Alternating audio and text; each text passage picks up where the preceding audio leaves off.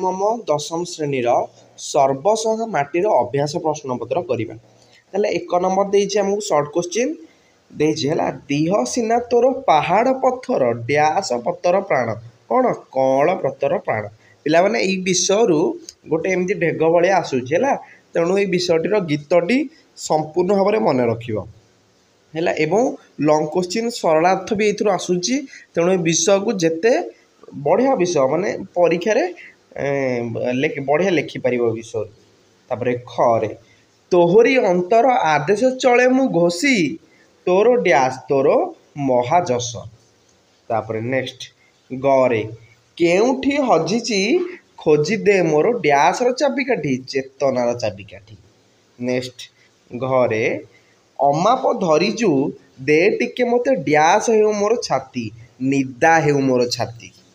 2 number प्रश्न आमको देला विपर्त बोधक शब्द लिखा है ताले जन्म पिलाटा जन्म जन्मर कौन मुझे लिखी जन्मर है आमर मृत्यु दुख सुख दोष देला निर्दोष तापर है निदा हाँ निदा फर्मा तापर धार चंचल तापर अमाप माप कौल कठिन स्नेह है कृषा। नेक्स्ट 3 नंबर प्रश्न प्रति शब्द लिखा 2टी लाखे मार है जननी आउ माता ताले देहर कौन कि हम पिला माने शरीर केते है जल हेमिति सलील पवन मरुत समीर वायु बुकु बक्ष छाती हृदय पादर चरण गोड़ एसबू है।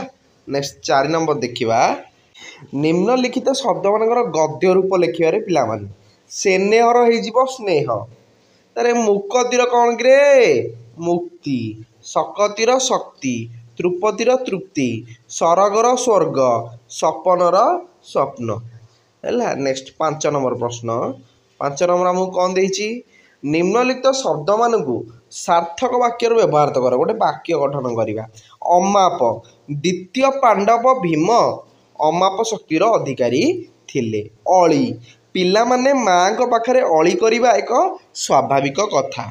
नेक्स्ट आसले आमर जयगान तमें यहाँ पिला माने वाक्य गठन निजे मन को मन कर समस्ते मातृभूमिर जयगान करवा उचित चेतना चेतनार जागरण रे साधारण मनीष असाधारण मनीष रे परिणत हुए आघात अन्य को आघात कले प्रत्याघात सहवाक पड़ी थाए। नेक्स्ट 6 नंबर कवि काहाकू सर्वसहनी बोली कहिसंती माटी माँ को सर्वसहनी बोली कहिसंती।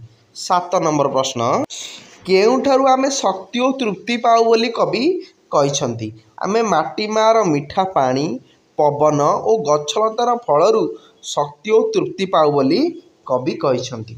नेक्स्ट 8 नंबर प्रश्न आम मन सुख लगी हस कथा केउठारे भरी रही हस कथा कौन नदी समुद्र रे भरी रही ये नदी समुद्र रे भरी रही। 9 नंबर कवि काहाकू माँ बोली कहिसंती कवि जन्म माटी को माँ बोली कहिसंती। 10 नंबर माटी चेरमूल गछलता साइती रखिबा पछरे की उद्देश्य अच्छी साइती रखिया पछरे कौन मानवर रोगजनित शारीरिक जंत्रणा दूर करिवार उद्देश्य निहित अच्छी। 11 नंबर स्वर्ग ठारू माटीर आकर्षण कविंक पाई अधिक यह कवितार केउ पदरू जना जाए है कविता मु लिखी देछि कौन सरग डाकिले मन बले नहीं छाड़ीबाकू तोर काख ये कविता है। 12 नंबर केउ कर्म हेतु कवि देश को बुलिया आसी केते तपस्या रूपक पुण्य कर्मर फल हेतु कवि देश को बुलिया आसी। 13 नंबर प्रश्न माटीर महाजस घोषिबा कवि काहाठारु आदेश पाई कवि जन्मभूमिर अंतर्गत आदेश पाई। 14 नंबर माटी माँ आम दोष को कहीं क्षमा करिछि माटी माँ आमको निजर संतान बोली मन करी आमर समस्त दोष को क्षमा करिछि। नेक्स्ट 15 नंबर बण पक्षीर डाक शुणी देहरे की भाव सृष्टि हुए बण पक्षीर डाक शुणी आम मनरे पुलक और गर्व भाव सृष्टि हुए। बुझीगला ये आम सर्ट क्वेश्चन सब सरीगला नेक्स्ट पार्ट में आम सरलार्थ और लंग क्वेश्चन करवा थैंक यू पिला माने।